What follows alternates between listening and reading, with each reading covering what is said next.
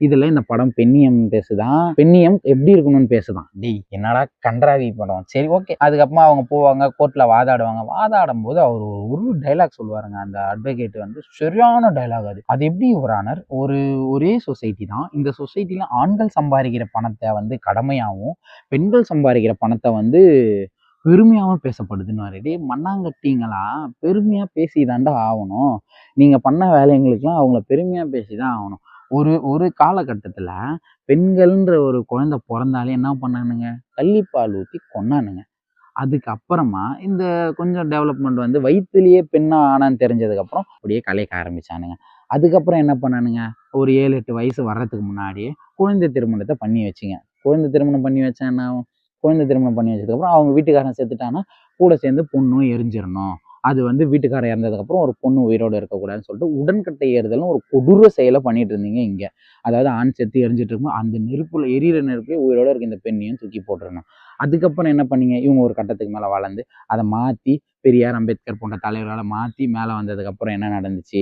அப்ப அந்த காலகட்டத்துல என்ன பண்ணீங்க, அம்பேத்கர், பெரியார் தலைவர்கள் இருக்கும்போது அவங்க வந்து ஒரு கட்டத்துக்கு மேல வளர்ந்ததுக்கப்புறம் அவங்க அப்படியே பொக்கிஷமா வளர்க்கணும். பெண் வந்து கற்புன்றது புனிதமானது, புனிதமானதுன்னு வளர்த்தீங்க.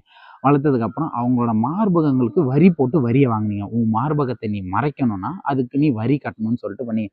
அது ஒரு பெரிய இதுவெல்லாம் நடந்தது. அப்படி ஒரு பொண்ணுகிட்ட கேட்கும்போது அந்த பொண்ணு தன் மார்பகங்களை அறுத்து அந்த அரசாங்கத்துக்கிட்ட கொடுத்தாங்கன்ற வரலாறுலாம் இங்க இருக்கு.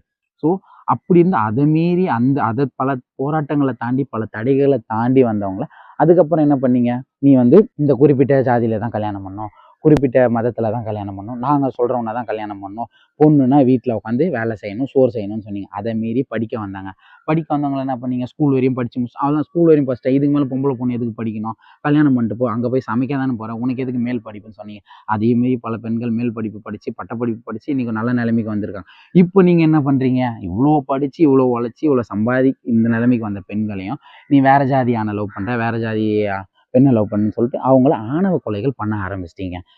இப்போ ஆணவ கொலைகள் இப்போ இதுதான் நடந்துட்டு இருக்கு. இவ்வளோ தடைகளை தாண்டி, இவ்வளோ பிரச்சனைகளை தாண்டி இன்னைக்கு அந்த சொசைட்டில அவங்க தனக்கான உரிமைகளை பேசும்போதும், தனக்கான விஷயங்களை அவங்க பேசும்போதும், நாங்க பாவம்னு சொன்னா அவங்கள என்ன செருப்பு எத்தனை அடிக்கலாமா, இல்லை உங்களை வேற எதனா அசிங்கமா கேட்கலாமான்னு இது.